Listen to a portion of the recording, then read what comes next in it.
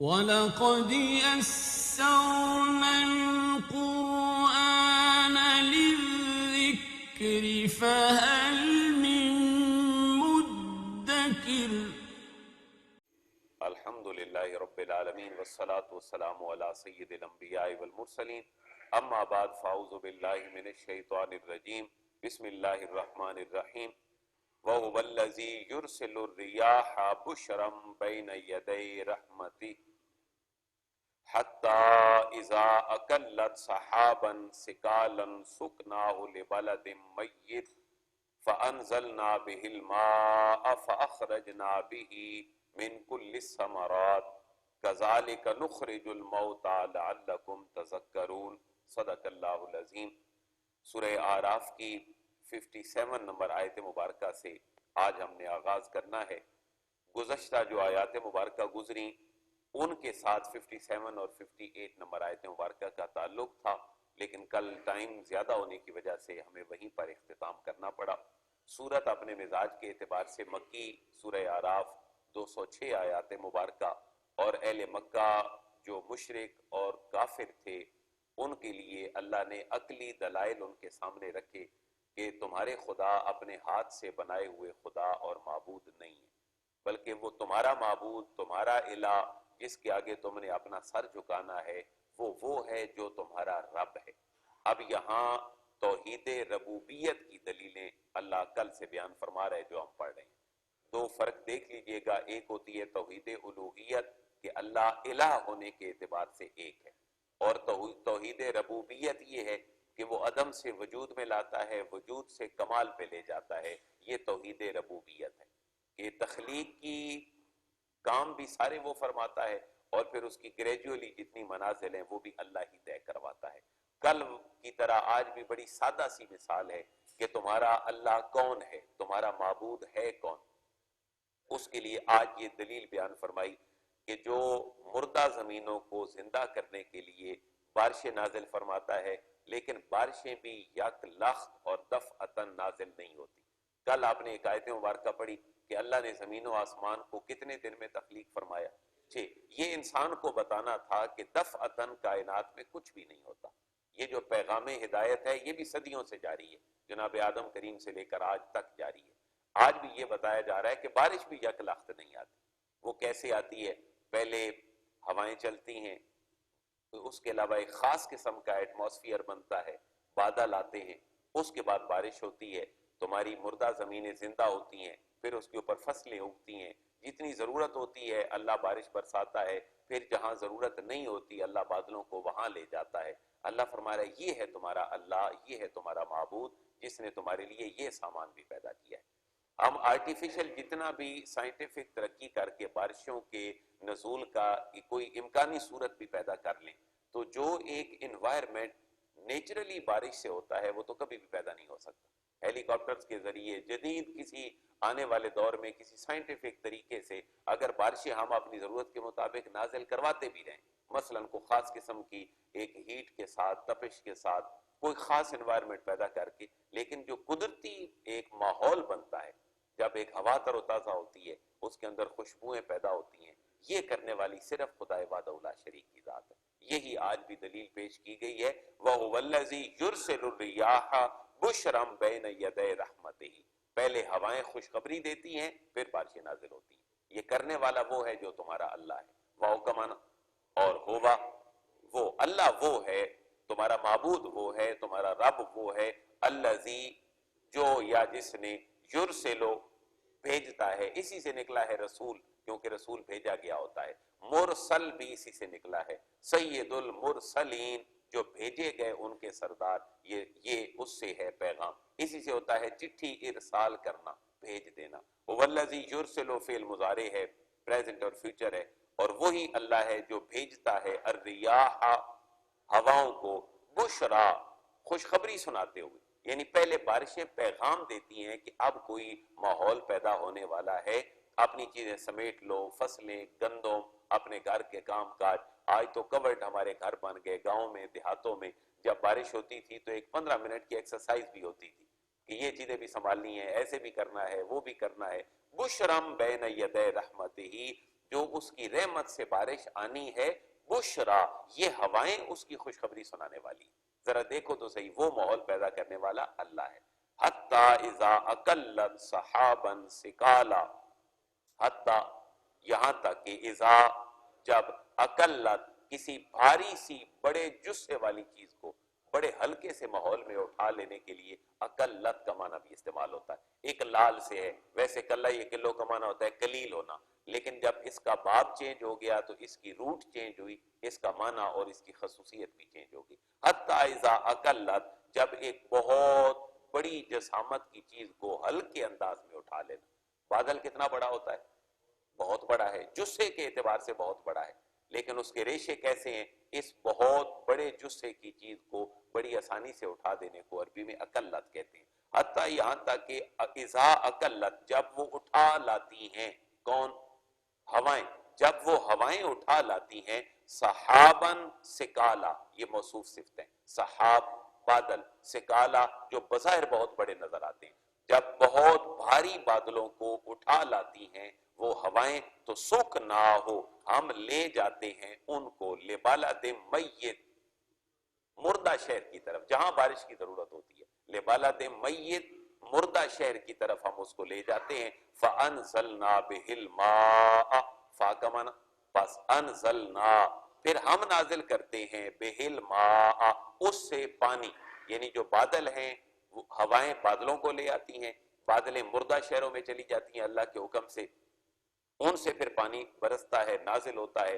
اور صرف پانی نازل نہیں ہوتا، فَأَخْرَجْنَا بِهِ مِنْ كُلِّ الثَّمَرَاتِ، فا کا معنی، بس اخرجنا، ہم نکالتے ہیں، بہی، اس کے ذریعے، من کل الثمرات، ہر قسم کے ثمرات، ہر قسم کے پھل ہم اس سے نکالتے ہیں. بتایا جا رہا ہے کہ ہر چیز کے اسباب ہیں، اسباب کے ساتھ ہی کائنات چلتی ہے. كَذَلِكَ نُخْرِجُ الْمَوْتَى لَعَلَّكُمْ تَذَكَّرُونَ. دیکھیں قرآن اب اپنے مقصود کو بھی چھوٹے سے جملے میں بیان کر رہا ہے. ذہن بنانے کے لیے ایک پوری آیت اور 3 لائنیں پیش کی، لیکن اپنے مقصود اور مدعا کو چھوٹے سے جملے میں پیش کیا.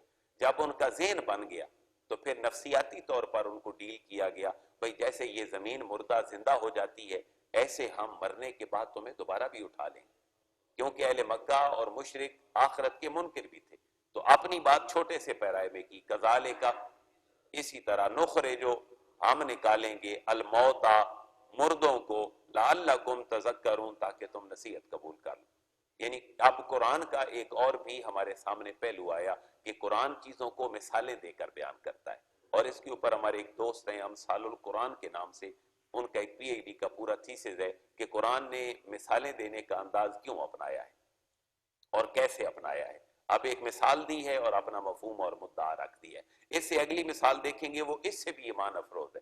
پہلے اس کو سن لیں، پھر اس کے ترجمے کی طرف آتے ہیں کہ اللہ فرما رہا ہے جیسے مادی چیزوں کو زندہ کرنے کے لیے میں اسباب مہیا کرتا ہوں. جیسے زمین مردہ ہو گئی تو کیا بن گئی؟ بارش. ہوائیں چلیں، بادل بنے، بارشیں ہوئیں، زرخیزی آ گئی. اللہ فرماتا ہے یہ تو مادی چیزیں ہیں جن کو میں زندہ کرتا ہوں، لیکن تمہاری روحانیت بھی تو ہے، تمہارے اندر کا انسان ہے، اس کو بھی تو میں نے جگانا ہے. تو پھر ماحول کیسے پیدا کیا کہ پہلے بارشیں ہوائیں چلی، پھر انہوں نے بادلوں کو خاص طریقے سے اٹھایا. بلکہ یہ تو اوپر والا ماحول پیدا کیا، آپ نیچے آئیں تو زمین کا ایک خاص ٹیمپریچر بھاپ کی شکل میں چیزوں کو اٹھا کے لے جاتا ہے، پھر بادل بنتے ہیں، پھر ہوائیں چلتی ہیں، پھر بادل آتے ہیں، پھر بارشیں برسی ہیں، پھر زمین زرخیز ہوتی ہے. اللہ فرما رہا ہے یہ تمہاری مادی ضرورت ہے، دنیاوی ضرورت ہے.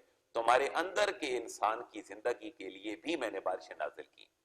وہ کیا ہیں؟ فرمایا میں نے 1,24,000 انبیاء تمہارے اندر کے انسان کو زندہ کرنے کے لیے بھیجے اور ان کے لیے بھی ایک ماحول بنایا.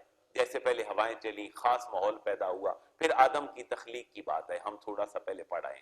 آج تذکرہ تفصیل سے ہوگا حضرت نوح علیہ السلام کا. تو پہلے ذہن بنایا کہ نبی جب آتا ہے تو وہ بھی مردہ دلوں کو زندہ کرنے کے لیے آتا ہے. اور پھر کچھ جب نبی کی نبوت کی برکتیں برستی ہیں تو جیسے ایک زمین زرخیزی کی صلاحیت رکھتی ہوتی ہے تو وہ چیزیں اگا دیتی ہے، لیکن جو شور زمین ہوتی ہے وہ جتنی مرضی ہے بارش کر لے، وہاں سے کوئی چیز اگنے کی صلاحیت نہیں رکھتی. حافظ شیرازی علیہ رحمہ نے فارسی کا ایک شعر بڑا کمال کہا ہے، باراں کے در لطافت تب اشکلام نیست، در باغ لالا رویت و در شورا بوم خس. کہتے ہیں بارش کی لطافت میں تو کسی کو انکار ہی کوئی نہیں ہوتا.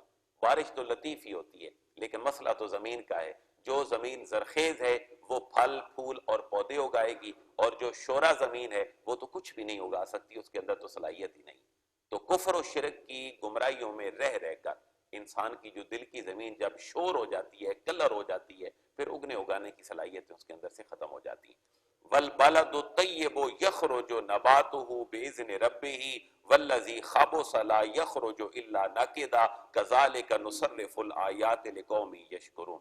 اب یہ اس نبیوں کے آنے کی کیفیت ہے. مثالیں دو انداز میں دی ہیں، مادی اور روحانی، کیونکہ اسلام دونوں چیزوں کا مجموعہ ہے. یہودیت آپ کو سراسر مٹیریلسٹک اپنی اپروچ میں نظر آئے گی، اور عیسائیت تو آج موڈیفائی ہو چکی، اور لیکن جو عیسائیت کی اوریجنل تعلیمات تھی وہ اخلاقیات پہ بیس کرتی تھی. آج وہ بھی مٹیریلسٹک، کیونکہ یہودیت اور عیسائیت اب ایک مغلوبہ ہے ایک نئے مذہب کا جو بالکل الحاد اور لادینیت کا ایک شاخسانہ ہے. تو یہاں پر دونوں باتیں کہی گئیں کہ اسلام نہ صرف مادیت کا مجموعہ ہے نہ صرف روحانیت کا مجموعہ ہے. مٹیریلزم، اسپرچوئلزم، اسلام دونوں کو لے کر چلتا ہے. اس لیے تو کمال دعا کون سی ہے؟ ربنا آتنا فی الدنیا حسنہ. اللہ مکان بھی ہوں، گاڑیاں بھی ہوں، عزت بھی ہو، معاشرے میں وقار بھی ہو دنیا میں. وفی الآخرۃ حسنہ، جو روحانی ترقی ہے اس کا بھی خیال رکھتے ہوئے اللہ آخرت میں بھی ہمیں کامیابی عطا فرما. تو اسلام ان دونوں چیزوں کا قائل ہے. والبلد الطیب، واو کا معنی، اور البلد الطیب جو پاکیزہ شہر ہے، جو پاکیزہ سرزمین ہے، عمدہ زرخیز زمین ہے. یخرج، خرج یخرج کا معنی ہے نکلنا، وہ نکالتی ہے، نکلتی ہے، نباتہ اس کی پیداوار، باذن ربہ اللہ کے اذن سے، اللہ کے اذن سے اس کی پیداوار نکلتی ہے. پتہ یہ چلا کہ کسان جو کرتا ہے وہ بھی مرہون منت ہے اللہ کی. جو کھادیں ڈلتی ہیں ان کے پیچھے بھی کاریگری کس کی ہے؟ اللہ کی. مرد اور عورت کا ملاپ ایک ظاہری سبب ہے، اولادوں کو پیدا کرنے والی صرف اللہ کی ذات ہے. جناب عیسیٰ اور جناب آدم کی دونوں مثالیں ہمارے سامنے موجود ہیں. والذی خبث لا یخرج الا ناکدا. البلد الطیب جو ہے وہ اللہ کے اذن سے پیداوار دیتا ہے، اور والذی خبث، واو کا معنی، اور الذی جو خابوسا، جو زمین خبیث ہے، جو زمین زرخیز نہیں ہے، جو زمین خراب ہے، لا یخرج الا ناکدا، لا یخرج نہیں نکلتا ہے اس سے الا ناکدا مگر قلیل کو گھٹیا سی جڑی بوٹیاں. جن جڑی بوٹیوں کو ختم کرنے کے لیے مزید پھر انسان کچھ دوائیاں ادویات کے ساتھ استعمال کرتے ہیں، بھئی ہماری فصل بچ جائے. فصل انہوں نے کاشت جو کرنی ہے اس کے ساتھ چھوٹی چھوٹی چیزیں اور بھی اگاتی ہیں جو فصل کو خراب کرتی ہیں، پھر اس کے لیے الگ سے سپرے ہوتے ہیں. تو فرمایا البلد الطیب جو ہے وہ اللہ کے اذن سے صحیح پیداوار دیتا ہے، لیکن اس کے ساتھ ساتھ جو خراب زمین ہے اور خراب چیزیں ہیں وہ بھی کبھی نکل آتی ہیں گھٹیا. لیکن نبیوں کا آنا بھی ایسے ہی ہے. کوئی نبی کی تعلیم سن کے زرخیز زمین ابو بکر بن جاتی ہے، اور جو زرخیز زمین نہیں ہے وہ ابو جہل کا ٹائٹل پاتی ہے. یہ اب ایک ذہن بنا کے مزید زرخیزی والا آگے چلایا. کذالک، اسی طرح، نصرف، ہم صرف یصرف پھیرنا، بیان کرنا، الآیات نشانیات، ہم اپنی نشانیاں اس طریقے سے بیان کرتے ہیں، لقوم قوموں کے لیے. وجہ کیا ہوتی ہے؟ یشکرون، وہ شکر کرنے والے بن جائے. اپنی ذات کے اندر امام غزالی کی طرف منسوب ایک جملہ ہے، من عرف نفسہ فقد عرف ربہ.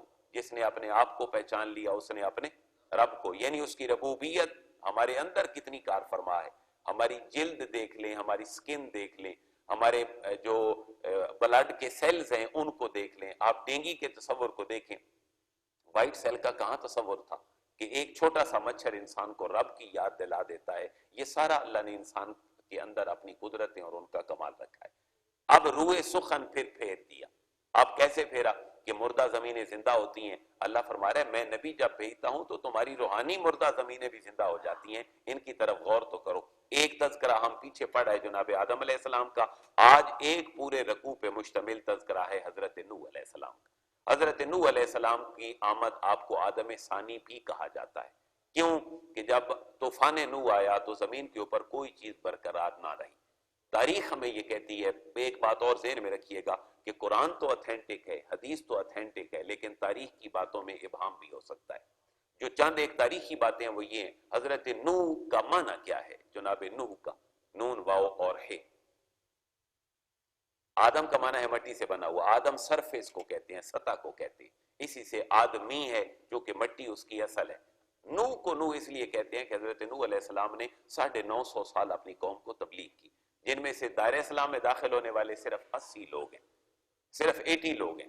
اب ان 80% کے بعد اب حضرت نوح علیہ السلام گڑ گڑا کر اللہ سے دعائیں کرتے ہیں، اللہ تو نے جو مشن دیا تھا لوگ اس کی طرف راغب نہیں ہو رہے۔ یہ حضرت نوح علیہ السلام کا جو گڑ گڑانا تھا اور اس آزمائش میں اللہ کو یاد کرنا تھا، تو نوح کی کیفیت جب پیدا ہوتی، آپ روتے اللہ کی بارگاہ میں، تو آپ کا نام ہی کیا ہوا؟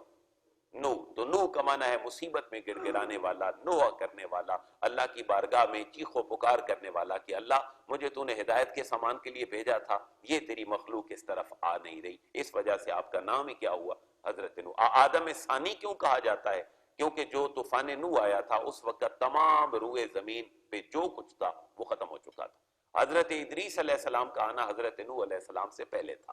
آدم ثانی اس لیے ہے کہ نئی کائنات اور نئی انسانیت بسی اور مزید آگے چلی۔ حضرت نوح علیہ السلام کا اور حضرت آدم کا زمانہ بائبل کے مطابق تقریباً کوئی 1000 سے زیادہ سال پہ مشتمل ہے۔ 1056 سال لکھا جاتا ہے حضرت آدم سے جناب حضرت نوح علیہ السلام کا زمانہ، اور 950 سال تبلیغ کی۔ جب نبوت ملی تو عمر آپ کی تقریباً 50 سال تھی، اور جب آپ کے والد کے ہاں آپ پیدا ہوئے تو والد کی عمر مورخین لکھتے ہیں تقریباً 182 سال تھی۔ اور قرآن حکیم میں حضرت نوح علیہ السلام کے قصے کو اللہ نے تقریباً 43 ٹائمز ریپیٹ کیا ہے، 43 مقامات پر حضرت نوح علیہ السلام کا تذکرہ ہے۔ ہم جس عظیم نبی کا تذکرہ پہلے پڑھا حضرت آدم کا، وہ کتنی دفعہ تھا؟ 25 دفعہ۔ حضرت آدم کا تذکرہ 25 دفعہ، جناب نوح علیہ السلام کا تذکرہ 43 دفعہ کیا، اور ہر جگہ پہ ایک نئے انداز میں کیا۔ حضرت نوح علیہ السلام نے کشتی بنائی، اس کشتی کے حوالے سے بھی ہمیں تاریخی روایات ملتی ہیں کہ تقریباً اس کشتی کی لمبائی 300 ہاتھ تھی، اور ہاتھ جو ہے وہ اپنے فٹ کے اعتبار سے 1.5 فٹ کے قائم مقام ہے۔ اب آپ دیکھیں 300 اگر ہاتھ ہے، یہ بائبل کے الفاظ ہیں جو ان کی آسمانی کتاب بظاہر ان کے نزدیک ہے، تو 300 ہاتھ اس کی لمبائی کہی جاتی ہے، اور تقریباً 30 ہاتھ جو ہے وہ اس کی اونچائی ہے، اور 50 ہاتھ تقریباً اس کی چوڑائی ہے۔ اور اس کی منزل ایک نہیں بلکہ اس کی 3 منزلیں تھیں، ایک میں انسان آباد تھے، ایک میں جو جانور تھے وہ تھے، اور اوپر والے پورشن میں تاریخی اعتبار سے کہا جاتا ہے جو پرندے تھے ان کا سٹیج جو ہے وہ 3ری منزل میں تھا۔ اور عبد الماجد دریا آبادی انہوں نے لکھی تفسیر ماجدی، یہ ساری باتیں تقابل ادیان کے حوالے سے انہوں نے بڑے کمال انداز میں وہاں پر بیان فرمائی۔ اور 80 لوگ تقریباً، اور علاقے کے اعتبار سے جو جغرافیہ دان ہے وہ کہتے ہیں کہ جس جگہ پہ حضرت نوح علیہ السلام تشریف لائے وہ موجودہ عراق کی سرزمین میں جو کوفہ شہر ہے، یہ وہ جگہ تھی جہاں حضرت نوح علیہ السلام تشریف لائے تھے، اور یہیں سے ہی وہ طوفان کی کیفیت شروع ہوئی تھی۔ اور پھر جہاں آپ کی کشتی ٹھہری تھی جودی پہاڑ کے اوپر، جس کو قرآن خود کہہ رہا ہے یہ نام دے کر، وہ ترکی کے مقام پہ تھا جہاں پر یہ کشتی چل کے ٹھہری، یعنی اتنا ایک ڈسٹینس بھی تھا، اور تقریباً یہ کوئی 40 دن اور 40 راتوں کے قریب طوفان نوح اپنی ایک بڑی بپھری ہوئی شکل میں رہا۔ کہا یہ جاتا ہے کہ جو چولہے تھے اور جہاں لوگ آگ جلاتے تھے وہاں سے بھی پانی نکلتا تھا، آسمان بھی پانی برساتا تھا، تو یوں ایک سیلاب اور پانی کی کیفیت پیدا ہوئی۔ ایک اور بات جنہوں نے تاریخ مکہ پہ کتابیں لکھی ہیں اور حرم پہ اور اس کی چار دیواری پہ، وہ کہتے ہیں اللہ نے جیسے اس گھر کو اتارا تھا طوفان نوح میں، اللہ نے اس کو ویسے ہی اپنے پاس دوبارہ اٹھا لیا تھا۔ اس کے بعد ملفوف اللہ نے اس کو یہاں پر بھیجا۔ یہ بھی مختلف تاریخی روایات ہی ہیں، ظاہر ہے میں نے پہلے ایک جملہ بولا ہے، قرآن اتھینٹک ہے، حدیث اتھینٹک ہے، لیکن تاریخی باتیں ہمارے لیے اتنی اتھینٹک نہیں ہے جتنا قرآن و حدیث اتھینٹک ہے۔ تو یہاں پر حضرت نوح علیہ السلام کا تذکرہ جو ہے اس کو شروع کیا جا رہا ہے، اور حضرت عیسیٰ سے تقریباً پہلے کچھ 4000 سال کا عرصہ حضرت نوح علیہ السلام کا عرصہ بتایا جاتا ہے جو انسائکلوپیڈیاز لکھے گئے ہیں۔ حضرت نوح علیہ السلام کا تذکرہ ہو یا انبیاء کا، اس میں ایک بات مشترک ہے کہ کامن ٹیچنگ تمام انبیاء کی تقریباً 3 تھی۔ ایک توحید کا پیغام تھا، ایک رسالت کا پیغام تھا، اور ایک آخرت کا پیغام تھا۔ یعنی ایک اگر معروض سا سوال شارٹ کویسچن پوچھا جائے آپ سے کہ انبیاء کی تعلیمات کامن کیا تھی، تو 3 تھی، ایک توحید، رسالت اور آخرت۔ باقی جو ری ایکشن تھا عوام کی طرف سے وہ بھی تقریباً کامن تھا، مذاق اڑایا گیا انبیاء کا، ان کی تعلیمات کا، اور اس کی وجہ قرآن نے بار بار یہ بیان کی کہ اب یہ تکبر کر رہے ہیں، اور انبیاء کی تعلیمات میں بڑی چاہت ہے۔ لَقَدْ أَرْسَلْنَا نُوحًا إِلَىٰ قَوْمِهِ فَقَالَ يَا قَوْمِ اعْبُدُوا اللَّهَ مَا لَكُم مِّنْ إِلَٰهٍ غَيْرُهُ إِنِّي أَخَافُ عَلَيْكُمْ عَذَابَ يَوْمٍ عَظِيمٍ۔ بہت آسان ترجمہ ہے، یہ چند آیات دیکھ لیں۔ لَقَدْ أَرْسَلْنَا، تحقیق ارسلنا ہم نے بھیجا رسول بنا کر، نوحًا جناب نوح کو الا قوم ہی، ان کی قوم کی طرف ہم نے بنا کر بھیجا. اور فقال یا قوم اعبدوا اللہ، یہاں اپنائیت ہے. یہاں سے پتہ یہ چلتا ہے کہ جو گارڈین ہے، جو ٹیچر ہے، جو سربراہ ہے، اپنے ماتحتوں کے ساتھ گفتگو کیسے کرے. یا قوم اعبدوا اللہ. حضرت نوح علیہ السلام ان کی نافرمانیوں کے بعد بھی ان کو کیا کہہ رہے ہیں؟ یا قوم، اے میری قوم. تو ایک جو تصنع ہے وہ نہیں ہے، بناوٹ نہیں ہے، ایک ریئلسٹک ورڈ ہیں اور ایک حقیقت پسند شخصیت اپنی زبان سے کہہ رہی ہے. حضرت نوح نے کہا یا قوم، اے میری قوم، اعبدوا اللہ، اللہ کی عبادت کرو. ما لکم، نہیں ہے تمہارے لیے، من الہ، کوئی معبود، غیرہ، اس کے علاوہ کوئی معبود تمہارے لیے نہیں ہے. یہاں پر پیر کرم شاہ الازہری رحمۃ اللہ تعالی علیہ نے انسائکلوپیڈیا کے حوالے سے ایک بات لکھی ہے کہ جو موڈیفیکیشن ہے آسمانی کتابوں میں، وہ انبیاء کو ان کے وقار سے بہت نیچے لے آتی ہے. اور قرآن وہ آسمانی الہامی کتاب ہے جو اپنی اصل شکل میں جو انبیاء کے وقار کو برقرار رکھتی ہے. انہوں نے ایک جملہ ذکر کیا ہے کہ قرآن تو ان لوگوں کو متقی اور پاک باز اور پرہیزگار کہتا ہے، لیکن ان کی آسمانی کتابیں ان کے بارے میں یہ کہتی ہیں. ایک جملہ صرف دیکھ لیں کہ حضرت نوح علیہ السلام کو جب اللہ نے نبوت عطا فرمائی تو حضرت نوح علیہ السلام معاذ اللہ ایک بڑی مذموم اور گھٹیا حرکت کا ارتکاب کر بیٹھے.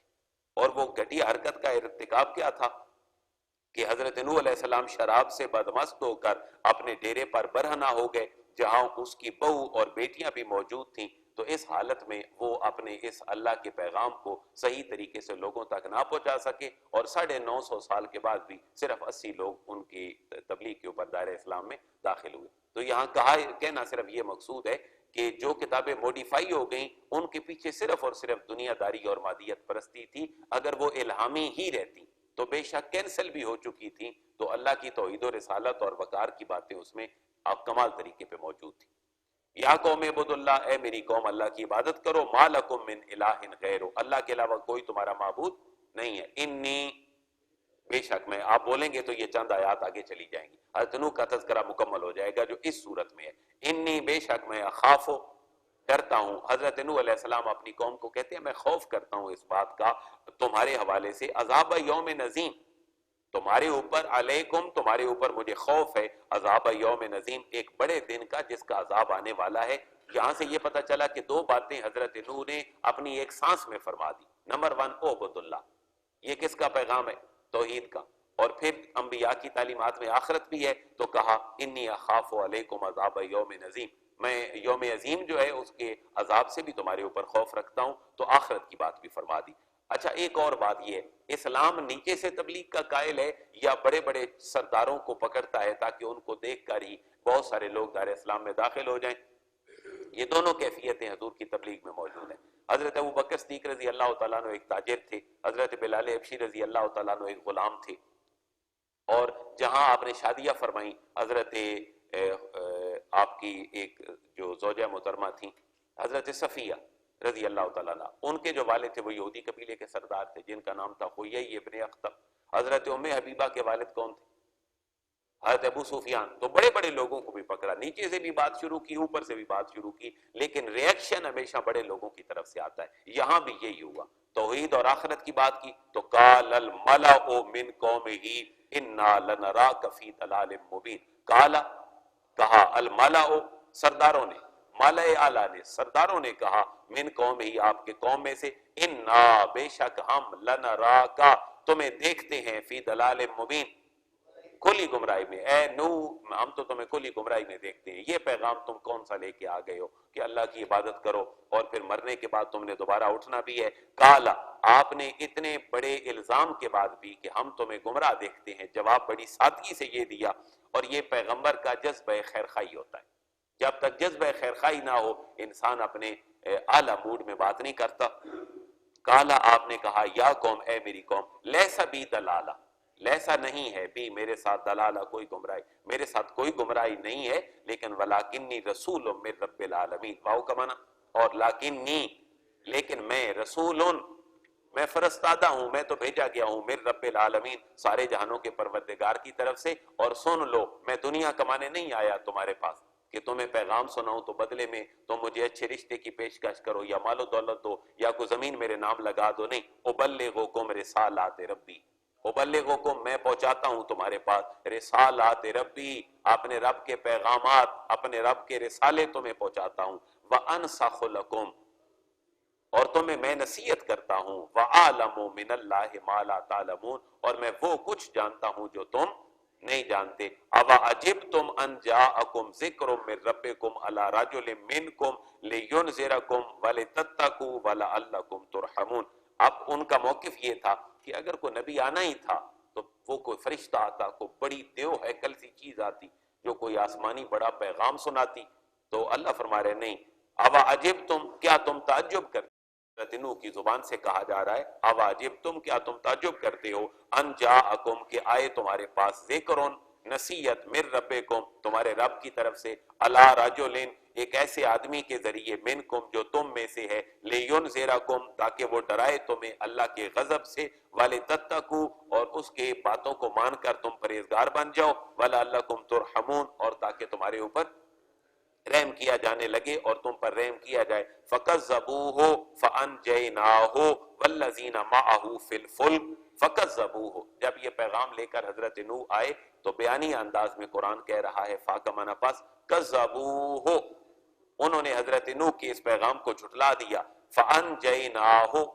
ہم نے ان کو نجات دی، کن کو، فَأَنْجَيْنَاهُ، حضرت نوح کو نجات دی، کیونکہ یہ سنگولر پروناؤن ہے جو ہمارا جا رہا ہے حضرت نوح کی طرف، اگر سب کی بات ہوتی تو فَأَنْجَيْنَاهُمْ ہوتا، فَأَنْجَيْنَاهُ، ہم نے حضرت نوح کو نجات دی، وَالَّذِينَ مَعَهُ، اور ان کو بھی دی جو ان کے ہم آواز تھے، تقریباً 40 مرد اور 40 عورتیں تھیں، کہاں نجات دی، فی الفلک، کشتی میں، کشتی کے اندر ان کو ہم نے نجات دی، وَأَغْرَقْنَا، اور ہم نے غرق کر دیا، الذین، ان بدبختوں کو، کذبوا، جنہوں نے جھٹلایا، بآیاتنا، ہماری آیات کو۔ یہاں سے یہ پتہ چلتا ہے کہ بچے صرف وہ جو ان کے ساتھ تھے، اور تمام وہ غرق ہو گئے جنہوں نے اللہ کے نبی کی بات کو جھٹلایا تھا۔ انہم کانوا قوما امین، انہم، بے شک وہ تھے، قوما امین، اب امین اور امین میں فرق ہے، امین جو الف کے حمزہ کے ساتھ ہے اس کا معنی ہوتا ہے امانت دار، اور عین کے ساتھ جو ہے، ہم نے سورہ بقرہ میں پہلے صفحے پہ پڑھا تھا،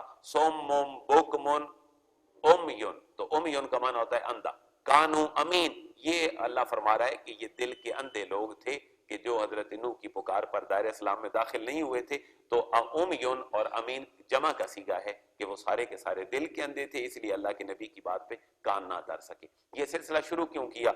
ہر ایک رکوع ایک نبی کی تعلیمات پہ مشتمل ہے۔ آج حضرت نوح کی بات ایک پورے رکوع پہ تھی، چھوٹا سا رکوع تھا، کل والا رکوع حضرت ہود علیہ السلام پہ مشتمل ہے، آپ آگے مزید چلیں گے تو ایک پورا رکوع حضرت صالح علیہ السلام پہ مشتمل ہے۔ تو یہ انبیاء کے جو واقعات کا تسلسل ہے، یہ اللہ کے نبی کو کیوں بتایا جا رہا ہے؟ سورت مکی ہے کہ محبوب، حضرت نوح کی قوم نے تو حضرت نوح کے ساتھ یہ کیا تھا، محبوب آپ کی عمر مبارکہ تو ہے ابھی کوئی 50 سال کے قریب، کیونکہ یہ سورت جب نازل ہوئی تو مکی دور تھا، اور مکی دور میں آپ کی عمر 40 سے لے کر 53 تک ہے، تو محبوب جو نبوتیں ملی جناب نوح کو وہ 50 سال کے قریب ان کی عمر تھی، تو 950 سال تبلیغ کرتے رہے، 80 لوگ دائرہ اسلام میں داخل ہوئے، آپ بھی دل بڑا کریں، آپ بھی آگے چلیں، مایوسی کی ضرورت نہیں ہے، انشاءاللہ یہ کلمہ اللہ کا بلند ہو کر رہے گا۔ اللہ ان نبیوں کے قصوں سے اپنے نبی کو یہ بتانا چاہتا ہے۔ تو یہ ایک چیلنج ہے میرے اور آپ کے لیے بھی کہ ہم اپنے روزمرہ کے کاموں کے ساتھ ساتھ ہم اپنے تولد اور تناسل کی مصروفیات اور کھانے پینے اور کمائی کی مصروفیات کے ساتھ اپنے دین مدین کے لیے بھی کوئی وقت نکالیں، ورنہ بیت المقدس بھی گیا، کشمیر بھی گیا، فلسطین بھی گیا، اور آنے والے 50 سالوں میں امت مسلمہ کا نقشہ بڑا ایک ہاریبل اور خطرناک ہمارے سامنے آ رہا ہے۔ اللہ امت کو اپنے فرائض پورے کرنے کی توفیق نصیب فرمائے۔